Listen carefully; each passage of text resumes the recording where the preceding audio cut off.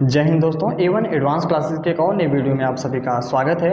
दोस्तों, आज इस वीडियो में हम लोग जानने वाले हैं उत्सर्जन तंत्र यानी एक्सक्रिएटरी सिस्टम, जो कि लिया गया है कक्षा 10 के जीव विज्ञान जैव प्रक्रम यानी लाइफ प्रोसेस से। एग्ज़ाम की दृष्टिकोण से देखें तो चाहे वो 10वीं हो, 11वीं हो या फिर 12वीं हो, साथ ही साथ ये कॉम्पिटिटिव एग्ज़ाम के लिए भी बहुत ज़्यादा मायने रखता है। अगर आप वनडे एग्ज़ाम की प्रिपरेशन कर रहे हो तो वहाँ पर भी ये काफ़ी ज़्यादा हेल्प करेगा आपका। और अगर आप नहीं भी पढ़ रहे हो तो भी ये टॉपिक आपके लिए बहुत इम्पोर्टेंट है। क्यों है इम्पोर्टेंट वो अभी मैं बता दे रहा हूँ, क्योंकि ये हमारे शरीर से ही रिलेटेड है। अगर इन सभी चीज़ों के बारे में यानी जैव प्रक्रम की जितनी भी वीडियो मैंने बनाई है लाइफ प्रोसेस का मतलब ही होता है लाइफ मतलब होता है जीवन, प्रोसेस मतलब होती है प्रक्रिया, यानी हमारे जीवन की जो समस्त प्रक्रियाएं होती हैं, सुबह उठने के बाद से लेकर के रात तक सोने तक की जितनी भी जैविक क्रियाएं होती हैं, उन सभी क्रियाओं के बारे में इसमें डिस्कस किया गया है। जैसे कि आप वीडियो पिछला देख भी सकते हैं, पोषण का कि कब हमें कितने पोषण की आवश्यकता पड़ती है, पोषक तत्व होते क्या हैं, है ना, बच्चों को कब तक पोषण की ज़्यादा ज़रूरत पड़ती है, ये सारी चीज़ें। और साथ ही साथ हमारे शरीर में पाचन कैसे होता है, हम श्वसन कैसे करते हैं, परिसंचरण कैसे होता है, हमारा हार्ट जो है कैसे काम करता है ना, इन सभी चीज़ों के बारे में वीडियो बनाया भी गया है। आप इन सभी चीज़ों के बारे में नॉलेज भी रखना चाहिए, क्योंकि जैसे हम लोग गाड़ी, कोई बाइक हो गई, बाइक रखते हैं तो बाइक के बारे में हम लोग सारी चीज़ें जानकारी रखते हैं, या फिर कार हो गई, कार रखते हैं तो कार के बारे में भी सारी चीज़ें या सारी जानकारियां रखते हैं, कैसे चलता है ना, कब इसकी सर्विसिंग करानी चाहिए, सारी चीज़ें हम लोग जानने का प्रयास करते हैं, है ना। तो इसी प्रकार से हमारे शरीर के भी कई सारे सिस्टम होते हैं जो एक साथ मिलकर के काम करते हैं। और अगर इसी सिस्टम में ये सिस्टम जो है काम करना बंद कर दें या किसी प्रकार की खराबी आ जाए तो क्या होगा, हमारी शरीर जो है सही से रह पाएगी, नहीं रह पाएगी। तो दोस्तों, इसीलिए इन सभी चीज़ों के बारे में जानना हमारे लिए बहुत ही ज़्यादा ज़रूरी होता है। तो दोस्तों, आइए हम उत्सर्जन तंत्र के बारे में जानते हैं। अगर हम बात करें उत्सर्जन तंत्र की, तो उत्सर्जन का काम हमारे शरीर में सिर्फ वृक्क ही नहीं करता। वैसे माने तो वृक्क हमारे शरीर का सबसे महत्वपूर्ण उत्सर्जी अंग होता है ना, लेकिन और भी कई सारे उत्सर्जी अंग होते हैं। वृक्क क्या करता है कि हमारे रक्त को छानता है ना, और भी जो सारे उत्सर्जी अंग हैं उनके बारे में भी जान लेते हैं थोड़ा सा, उसके बाद हम लोग आगे डिस्कस करेंगे। जैसे कि अगर हम बात करें त्वचा के, यह भी एक हमारा उत्सर्जी अंग ही है। और ये करता क्या है कि जो जैविक क्रियाएं होती हैं या उपापचयी क्रियाएं जो होती हैं, सुबह से लेकर के रात के सोने तक हम लोग जो भी खाते रहते हैं, वो उनमें जो पोषक तत्व होते हैं वही हमारा शरीर एब्जॉर्ब करता है। बाकी जो अपशिष्ट बचते हैं उनको किसी न किसी माध्यम से शरीर से बाहर निकाला जाता है, और यही क्रिया जो होती है, इसी क्रिया को दोस्तों हम कहते हैं उत्सर्जन तंत्र, है ना। अब उत्सर्जन, ये त्वचा किस प्रकार से उन पदार्थों को बाहर निकालती है, तो हमारे शरीर में जो पसीने बनते हैं, पसीने हमारे त्वचा के माध्यम से शरीर से बाहर निकलते हैं, है ना। तो इसलिए त्वचा भी हमारा क्या है, एक उत्सर्जी अंग हुआ। दूसरा हम उत्सर्जी अंग की बात करते हैं, फेफड़ा होता है दोस्तों। फेफड़ा हमारे उत्सर्जी अंग कैसे हुआ, क्योंकि जो हमारे शरीर में श्वसन के दौरान कार्बन डाइऑक्साइड बनता है, तो कार्बन डाइऑक्साइड को बाहर निकालने की जो क्रिया होती है वो फेफड़ों से ही होती है ना। अब इसलिए फेफड़े को हम क्या कहते हैं, उत्सर्जी अंग कहते हैं। कभी कभी जब सर्दी जुकाम हो जाता है तो, है ना, नाक बंद करके जोर से छींक, है ना, करते हैं, है ना, तो वो कहाँ से निकलता है, कभी नोटिस किए, हमारे फेफड़ों यानी लंग्स से ही निकलती है। और तीसरे उत्सर्जी अंग की अगर हम बात करें तो हमारी आ जाती है यकृत। लिवर हमारे शरीर में कैसे उत्सर्जी अंग हुआ? तो दोस्तों लीवर जो होता है यानी यकृत जिसे कहते हैं, यह हमारे शरीर में एक हानिकारक पदार्थ होता है, अमोनिया जिसे बोलते हैं। अब यकृत उस अमोनिया को यूरिया में बदल देता है और फिर वो भेज देता है वृक्क के पास, किडनी के पास, और वृक्क उसे क्या करता है, शरीर से बाहर निकालने में मदद करता है ना। तो यकृत अमोनिया को यूरिया में बदल देता है, इसलिए इसे हम क्या कहते हैं, उत्सर्जी अंग कहते हैं। चौथा दोस्तों हमारा है आंत। आंत या हम कह सकते हैं बड़ी आंत, है ना। बड़ी आंत कैसे उत्सर्जी अंग हुआ? क्योंकि संपूर्ण पाचन के बाद यानी पूरी पाचन होने के बाद जो अपशिष्ट बचते हैं, हमारी बड़ी आंत क्या करती है, उन अपशिष्ट पदार्थों से जल को अवशोषित करके हमारे शरीर से मल परित्याग द्वारा बाहर निकालने का कार्य करता है, इसलिए इसे हम क्या कहते हैं, उत्सर्जी अंग कहते हैं। और पांचवा दोस्तों जो कि बहुत ही इंपॉर्टेंट है, वृक्क यानी किडनी। तो किडनी जो है हमारी सबसे महत्वपूर्ण उत्सर्जी अंग होता है, क्योंकि ये रक्त को छान करके उनसे जो नाइट्रोजनी पदार्थ होते हैं, उन सभी पदार्थों को शरीर से बाहर निकालने में मदद करता है, इसलिए यह भी उत्सर्जी अंग होता है। अब इस उत्सर्जन तंत्र को हम फिगर के माध्यम से, चित्र के माध्यम से समझने का प्रयास करेंगे विथ डेफिनेशन। यहाँ पे परिभाषा भी आपको बताया जाएगा, जो कि काफ़ी आसान है। तो इस फिगर के माध्यम से हम लोग उत्सर्जन के संपूर्ण प्रक्रिया के बारे में जानने का प्रयास करते हैं। तो सबसे पहले हम इसकी परिभाषा की बात करते हैं। तो दोस्तों परिभाषा जैसा कि लिखा गया है यहाँ पे कि संपूर्ण उपापचयी क्रियाओं द्वारा बनी अपशिष्ट पदार्थों को शरीर से बाहर निकालने की क्रिया को ही हम क्या कहते हैं, उत्सर्जन कहते हैं। क्लियर है दोस्तों? छोटा सा डेफिनेशन है, आसानी से आपको याद भी आ जाएगा कि समस्त उपापचयी या संपूर्ण उपापचयी क्रियाओं द्वारा बने सभी अपशिष्ट पदार्थ को शरीर से बाहर निकालने की क्रिया उत्सर्जन कहलाती है, जिसमें जैसे कि अगर हम बात करें तो यूरिया, यूरिक अम्ल,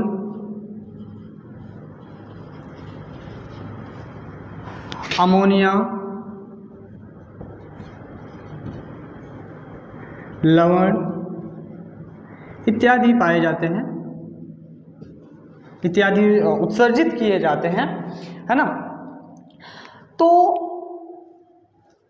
इन सभी उत्सर्जन के माध्यम से, या हम कह सकते हैं हमारी जो वृक्क होती है, हमारी किडनी जो होती है, वो उत्सर्जन के माध्यम से यूरिया, यूरिक अम्ल, अमोनिया, लवण या फिर अन्य जो उत्सर्जित अंग होते हैं, इन सभी के माध्यम से ये सारी चीज़ें उत्सर्जित की जाती है। ठीक है, अब हम बात करते हैं, जैसे कभी कभी पूछा जाता है कि यूरिया को उत्सर्जित करने वाले जीवों को हम क्या कहते हैं। जैसे जो यूरिया उत्सर्जित करते हैं उन जीव को हम क्या कहते हैं, तो यूरियोटेलिक जीव कहते हैं।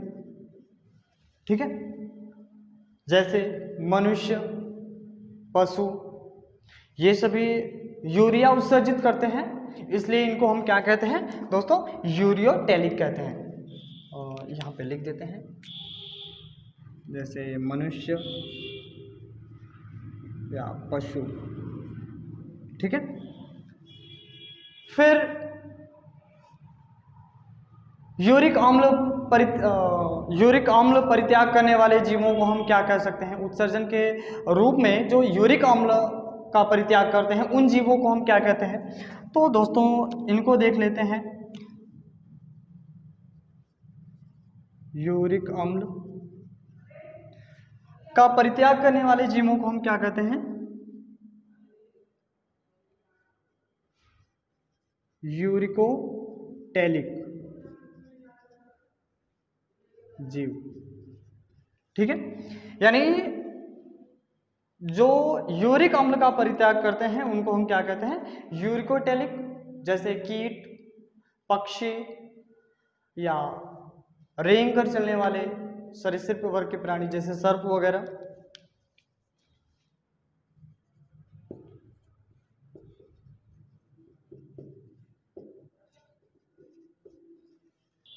तो आगे हम देखते हैं अमोनिया का परित्याग करने वाले जीवों को हम क्या कहते हैं। तो दोस्तों अगर हम बात करें, कभी पूछा जाए कि अमोनिया को की परित्याग करने वाले जीवों को हम क्या कहते हैं, या ऐसे जीव जो उत्सर्जन के रूप में अमोनिया का परित्याग करते हैं उस जीव को हम क्या कहते हैं, तो दोस्तों उनको हम कहते हैं अमोनोटेलिक जीव। उन्हें हम क्या कहते हैं, अमोनोटोलिक टेलिक जीव कहते हैं। जैसे में अगर हम बात करें उदाहरण में, तो मछलियाँ,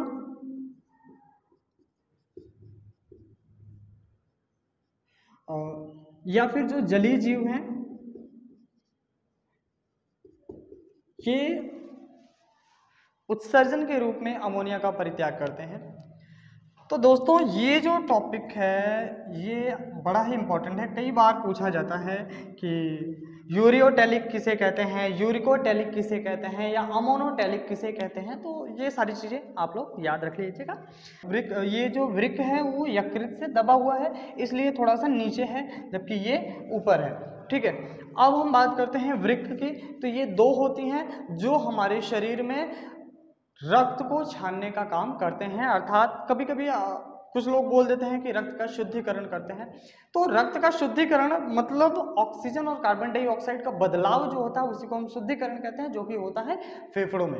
यहाँ पर रक्त को छाना जाता है और रक्त को छान करके उसमें जो अवांछित पदार्थ होते हैं, नाइट्रोजनी पदार्थ होते हैं, अनुपयोगी पदार्थ होते हैं, उन सभी पदार्थों को शरीर से बाहर निकालने का कार्य किया जाता है। ठीक है, और इसके बाद ये एक जोड़ी इसमें मूत्रवाहिनी जिसे यूरेटर कहते हैं, और वो दोनों मूत्रवाहिनियां आकर के कहाँ खुलती हैं, मूत्राशय में खुलती हैं। ठीक है, जैसे सबसे पहले ब्लड आता है हमारे वृक्क में। वृक्क की सबसे छोटी जो इकाई होती है, संरचनात्मक इकाई होती है, क्रियात्मक इकाई होती है, उसे हम क्या कहते हैं दोस्तों, वृक्काणु कहते हैं, यानी नेफ्रॉन कहते हैं। जो कि प्रत्येक वृक्क की, अगर प्रत्येक वृक्क में नेफ्रॉन की संख्या की अगर हम बात करें दोस्तों, तो वह लगभग 10 लाख से ज़्यादा होती है। ठीक है, और जो रक्त को छानने का कार्य करती हैं। वृक्क की वजन की बात करें तो लगभग 170 ग्राम के समथिंग होती है। ये लगभग 1.5 लीटर मूत्र का निर्माण करती हैं। अगर हम सही से पानी पी रहे हैं तो ये प्रतिदिन लगभग 1.5 लीटर मूत्र का निर्माण करती हैं। ठीक है, इसीलिए बोला जाता है कि हमें हर रोज लगभग कम से कम 2.5 से 3 लीटर अगर पानी पीते हैं तो हमारा शरीर स्वस्थ होगा। जैसे कि अगर हम बात करें बाइक होती है, बाइक की जो इंजन होती है, इंजन को मोबिल की ज़रूरत होती है ना, ऑयल की ज़रूरत होती है। अगर उसमें मोबिल ना डाला जाए तो क्या होगा, वो इंजन के जो पार्टिकल्स होते हैं वो आपस में घिसने लगेंगे और वह इंजन जल्दी से खराब हो जाएगा। इसलिए उसमें बार बार उसकी सर्विसिंग समय समय पर कराई जाती है और उसमें मोबिल डाली जाती है। इसी प्रकार से हमारे शरीर में अगर पानी की कमी हो जाती है तब हमारे जो अंग होते हैं, ऑर्गन्स होते हैं, वो सही से काम नहीं कर पाएंगे और कहीं ना कहीं हम बहुत समय से पहले ही बीमार पड़ जाएंगे, क्योंकि बहुत सारे अपशिष्ट पदार्थ हमारे शरीर से बाहर नहीं निकल पाएंगे, क्योंकि उनको बाहर निकलने में जल की आवश्यकता होती है और जल नहीं रहेगा तो बाहर नहीं निकल पाएंगे, हमारे शरीर में ही रहेंगे। ज़्यादा समय तक अगर शरीर में रहेगा, जैसे यूरिया की अगर हम बात करें तो ये काफ़ी समय तक अगर हमारे शरीर में रहेगा तो हमारे शरीर को नुकसान पहुंचाएगा, है ना, हमारे, जिससे कि हम जल्दी जल्दी बीमार हो जाएंगे। इसलिए हमें पानी सही मात्रा में पीनी चाहिए। तो इसकी वृक्क की संरचना की अगर हम बात करें तो आप सेम खाए होंगे ना, सेम की जो बीज होती है उस बीज के आकार की इसकी संरचना होती है। जो रीढ़ की हड्डी हमारी होती है ना, रीढ़ की हड्डी के दोनों तरफ उदर गुहा में, उदर गुहा मतलब यहाँ, है ना, ये वाले हिस्से में रीढ़ की हड्डी के दोनों तरफ, अब पीछे साइड यानी यहाँ पे होती है, ये जो किडनी होती है यहाँ पे होती है पीछे साइड। ठीक है, हमारे रीढ़ की हड्डी के दोनों साइड उदर गुहा में पीछे के साइड यहाँ पे होती है वृक्क।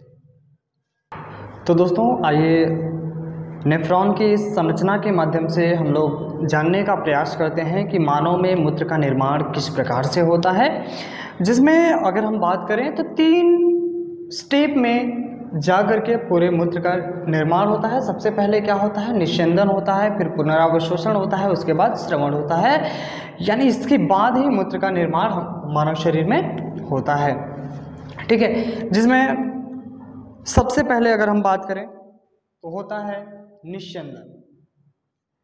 अब ये निस्यंदन है क्या, इस प्रोसेस को इस चित्र के माध्यम से हम लोग समझने का प्रयास करते हैं। सबसे पहले इसको देख लेते हैं कि इस प्रक्रिया में नाइट्रोजनी पदार्थ अर्थात यूरिया या यूरिक अम्ल वृक्काणु में पृथक किए जाते हैं। वृक्काणु किसे कहते हैं, नेफ्रॉन की संरचना को ही हम वृक्काणु कहते हैं, अर्थात वृक्क की सबसे छोटी अणु, वृक्क की सबसे छोटी जो अणु होती है उसी को हम क्या कहते हैं, वृक्काणु कहते हैं। ठीक है, अब यहाँ पे देखिए नेफ्रॉन यानी वृक्काणु, सबसे पहले क्या होता है, ये अभिवाही धमनिका द्वारा, यहाँ पे देख रहे होंगे ये जो नली है एक साइड मोटी है और एक साइड पतली है ना। तो ये जो नली है अभिवाही धमनिका, इसके माध्यम से ब्लड यहाँ पर आता है, नेफ्रॉन में आता है। अब यहाँ पे आप देख रहे होंगे ये पतली पतली धागों जैसी संरचना में बढ़ गई है, जिसे हम ग्लोमेरुलस कहते हैं या केशिका गुच्छ कहते हैं। अब ये क्या करती है, इस इधर पतली नलिका है तो इसके वजह से इसमें दाब काफ़ी अधिक पड़ता है, और दाब अधिक पड़ने के कारण ये क्या होते हैं, जो ब्लड में छोटे पार्टिकल्स होते हैं, भारी पार्टिकल्स होते हैं, वह छन करके कहाँ आ जाते हैं, वोमेन संपुट में आ जाते हैं। ये जो प्यालेनुमा संरचना दिख रही है ये है वोमेन संपुट। तो ग्लोमेरुलस द्वारा जो रक्त को छाना जाता है वो सारे पदार्थ जो होते हैं जिसे हम निस्यंद कहते हैं, वह निस्यंद चले आते हैं वोमेन संपुट यानी वोमेन कैप्सूल में। इसे कहीं कहीं वोमेन कैप्सूल के नाम से भी बोलते हैं। तो अब ये देखिए निस्यंद और निस्यंदन में थोड़ा सा अंतर होता है। निस्यंद क्या होता है, यानी ग्लोमेरुलस द्वारा जो पदार्थ ब्लड से पृथक किए गए हैं वह सभी क्या कहलाते हैं, निस्यंद कहलाते हैं। और इस निस्यंद को अलग करने की जो विधि होती है उसे हम निस्यंदन कहते हैं, अर्थात निस्यंदन प्रक्रिया द्वारा ये सभी जो अलग हुए हैं यही निस्यंद कहलाते हैं। मान लीजिए ये सारे पदार्थ जो हैं यूरिया, यूरिक अम्ल है ना, लवण, ये सारे अमीनो अम्ल, ये सारी चीज़ें हैं, ये अलग किए जाते हैं और ये सारे पदार्थ जो हैं इसी को हम क्या कहते हैं, निस्यंद कहते हैं। ठीक है, तो परिभाषा क्या कह रहा है, इस प्रक्रिया में नाइट्रोजनी पदार्थ यूरिया अर्थात यूरिया और यूरिक अम्ल वृक्काणु में पृथक किए जाते हैं। इस प्रोसेस में सिर्फ क्या होता है, ये सारी चीज़ें पृथक करके आगे भेज दी जाती हैं। अब दूसरी स्टेप देखते हैं दोस्तों क्या होता है। दूसरा स्टेप कह रहा है पुनरावशोषण यानी ऑब्जर्वेशन, है ना। अब इसमें क्या होता है, कुछ चयनित पदार्थों को फिर से अवशोषित की जाती है। अब देखिए निस्यंदन के दौरान कुछ ऐसे पदार्थ पृथक किए जाते हैं जो हमारे लिए उपयोगी होते हैं। ठीक है, कुछ ऐसे पदार्थ भी अलग कर दिए जाते हैं इस ग्लोमेरुलस के द्वारा ही, है ना।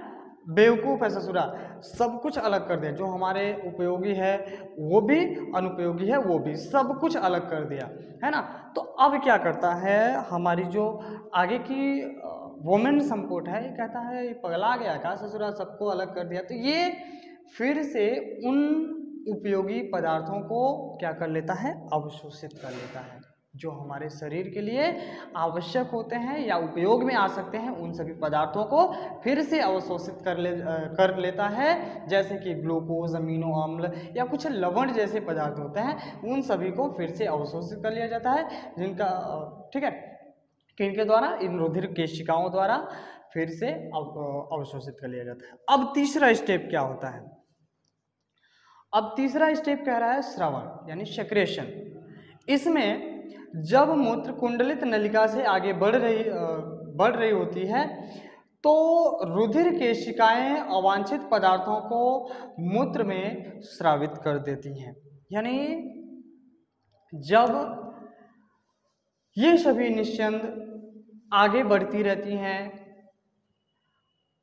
तो जो रुधिर केशिकाएं होती हैं उनसे कुछ और अवांछित पदार्थ बनते हैं जो हमारे शरीर के लिए अनुपयोगी होते हैं। जैसे कि अगर हम बात करें यूरिया, यूरिक अम्ल, इन सभी पदार्थों को पुनः इस नली में भेज देते हैं, जिसे हम क्या कहते हैं, ध्यान देना दोस्तों, ये समीपस्थ, यहाँ पे यानी जो वोमेन संपुट के नजदीक होता है उसको हम बोलते हैं समीपस्थ कुंडलित नलिका। यानी समीपस्थ मतलब होता है समीप, तो जो समीप है, नजदीक है, उसको हम बोलते हैं समीपस्थ कुंडलित नलिका, और जो इस वोमेन संपुट के दूर है उसको हम बोलते हैं दूरस्थ कुंडलित नलिका। तो यहाँ पे दोबारा से मूत्र में आ जाता है, यानी जो रुधिर केशिकाएं होती हैं अवांछित पदार्थों को पुनः मूत्र में भेज देती हैं और फिर वह सभी मूत्र यानी यूरिन संग्रह नलिका द्वारा हमारे मूत्रवाहिनी में आती है और फिर मूत्रवाहिनी से मूत्राशय में आ जाती है और फिर मूत्राशय द्वारा शरीर से बाहर निकाल दी जाती है। तो ये प्रोसेस होती है हमारे शरीर में उत्सर्जन की। ठीक है, यहाँ पर देख रहे होंगे ये है संग्रह नलिका, और संग्रह नलिका में कई सारे नेफ्रॉन के या वृक्काणु के जो नलिकाएं होती हैं आकर के जुड़ी रहती हैं। संग्रह मतलब होता है इकट्ठा करने वाला। ठीक है, कलेक्टिंग डक्ट जिसको बोलते हैं, अंग्रेजी में इसको कलेक्टिंग डक्ट बोलते हैं, कलेक्ट करने वाला नलिका। तो ये कई सारे नेफ्रॉन की जो मूत्र होते हैं, यूरिन होते हैं, उन सभी को एकत्रित कर लेता है और उसके बाद ये चला जाता है मूत्रवाहिनी द्वारा मूत्राशय में चली जाती है और फिर मूत्राशय द्वारा मूत्राशय में जाने के बाद मूत्र मार्ग द्वारा वह शरीर से बाहर परित्याग कर दी जाती है। तो हमारे शरीर से ये अपशिष्ट पदार्थ या अवांछित पदार्थ हमेशा शरीर से बाहर निकाले जाते हैं। ठीक है, तो दोस्तों आई थिंक आप सभी को यहाँ से एक क्वेश्चन बहुत ज़्यादा पूछा जाता है कि मूत्र का रंग पीला किसके कारण होता है। तो दोस्तों मूत्र का जो पीला रंग होता है वो यूरोक्रोम के कारण होता है, ये चीज़ याद रखिएगा। कई बार कॉम्पिटिटिव एग्जाम में पूछा है कि यूरिन का रंग पीला या फिर मूत्र का पीला रंग किसके कारण होता है, तो यूरोक्रोम के कारण होता है। तो दोस्तों आज का ये वीडियो आप सभी को समझ में आया होगा। अगर आपको वीडियो पसंद आई हो तो यार लाइक, शेयर और सब्सक्राइब जरूर करना। मिलते हैं अगले वीडियो में, तब तक के लिए जय हिंद।